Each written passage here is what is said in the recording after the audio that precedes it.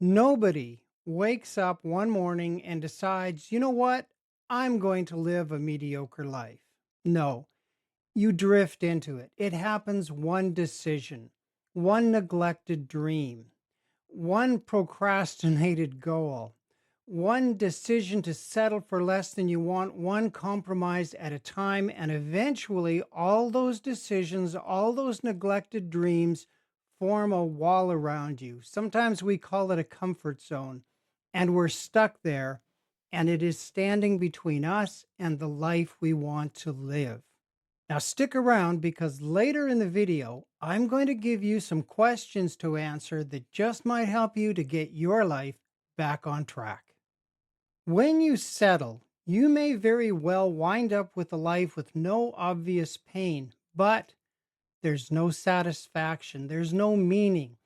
Well, you live on autopilot where you're not examining your life. You're not doing anything to course correct to get back to where you want. Life has become a cage. Life has become a trap. And the busyness of life gives you the perfect excuse to not review where you are, to not think about what should be different, to not make plans and take action to get there.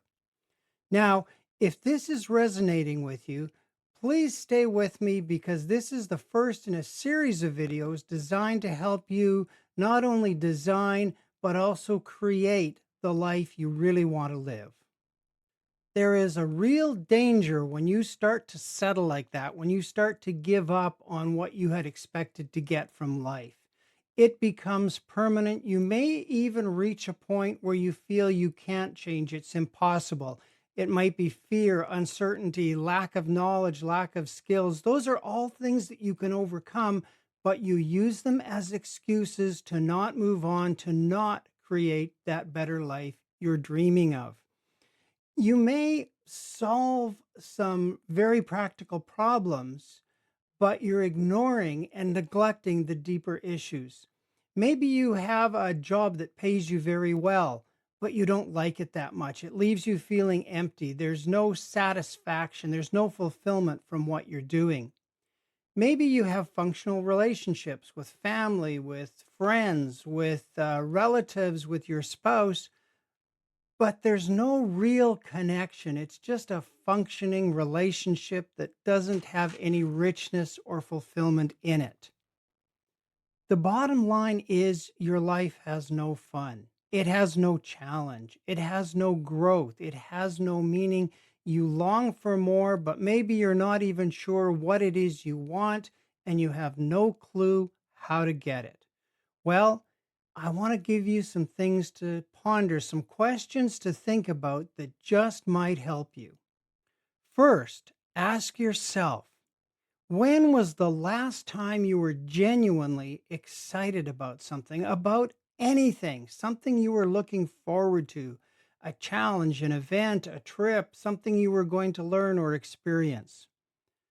The second question is, when did you last challenge yourself? When did you last give yourself the opportunity to experience growth, to try something new, even if it felt a little bit beyond what you thought you were capable of doing?